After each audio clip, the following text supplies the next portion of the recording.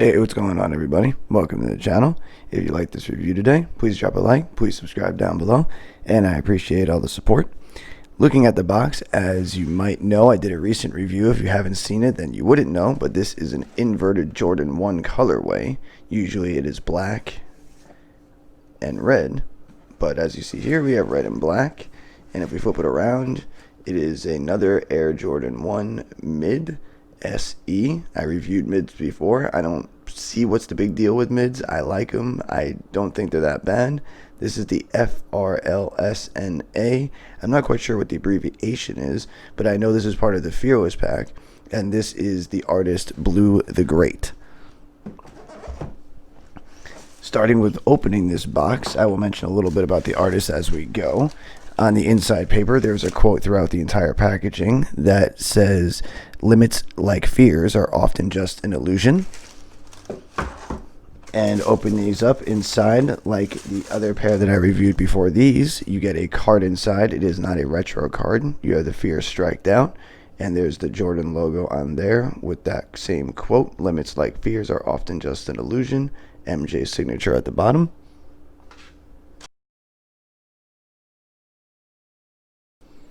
Okay, we should be back in full speed now. And if we take a look at these, I think they did an overall good job. This was by the artist right here, Blue the Great.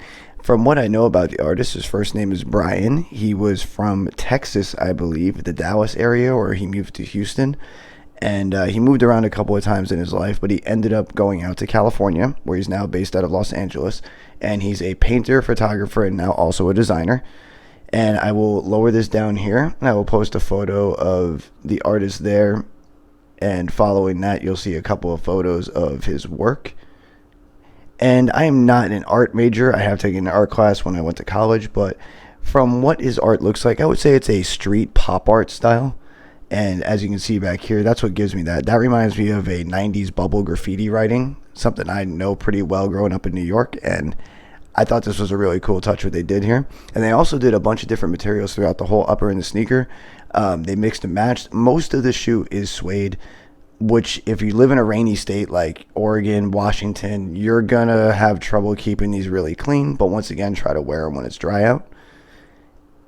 Where to start with these? Let's go with the hang tag first. You have the Wings logo that is not showing, obviously, the Wings logo. It's showing the fear striked out. And then on the other side, you have that same quote with the MJ signature. And with the other pair here, you have a white pair of laces, flat laces that come with them, just like the flat laces here you get in the shoe. And going throughout the entire upper of the shoe, you have that suede I was talking about right here in red, in blue. There's a hint of green, which is the only green on the shoe, which actually goes right here across the lace. The red right here is suede. You have some more suede across the blue. And that yellow suede on the toe box. The Jordan logo on the tongue is a little bit of a multicolor effect. You have like a cream white. You got that red, green, and blue. And you have yellow going across the top lining of the tongue. This is where it changes. The midsection right here is corduroy. It's a cream white corduroy, almost like the cream white here in the logo of the Jordan.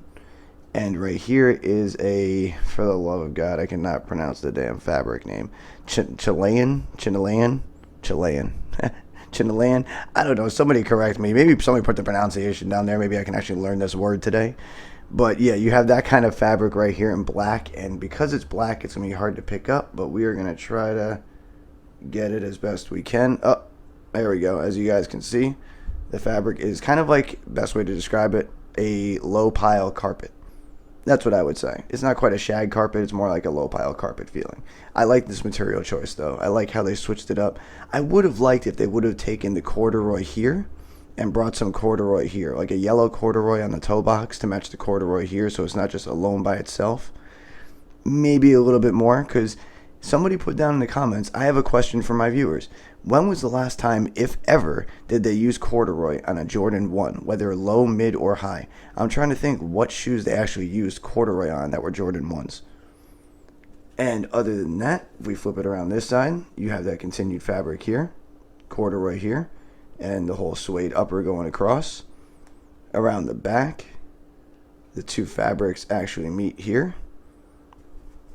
And we'll give you a close-up of that logo for Blue the Great.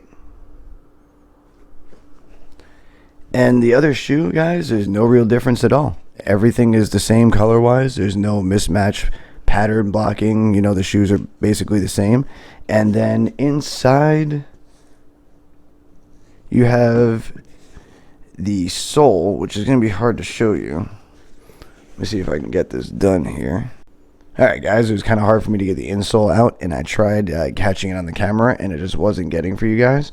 So I turned the light on by the camera, and as you can see, we have Fear striked out with a multicolored insole. There's no other wording that goes up, but it creates this kind of bubble graphic type pattern, and it contains all the colors throughout the shoe. You got yellow, green, blue, red. And I tried to get the insole out of the shoe, and it was glued in there pretty well. I didn't want to start tugging on it and ripping it out.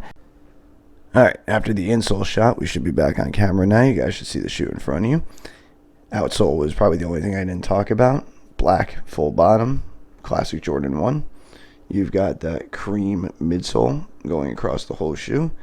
And other than that, that's all the details you guys are really going to see about this. There's not too much else to talk about. I do think the color blocking is really nice. I do think the different material usage is nice. It's nice to have 3 different materials going across the shoe. I think it gives you a unique look. And the camera right now isn't really doing the swoosh too much justice. It really does look good in that carpet kind of fabric material. I like how these came out. I think the artist did a good job. And I think these are going to be going up in price. I think they're underrated, and I think for a mid, they're going to do well over time. And that's really about it. I will leave a link actually to StockX for you guys. So this way, if you want to pick up a pair of these, I'm pretty sure all the stores are sold out. I will make sure to double check that. And other than that, I thank you guys for stopping by.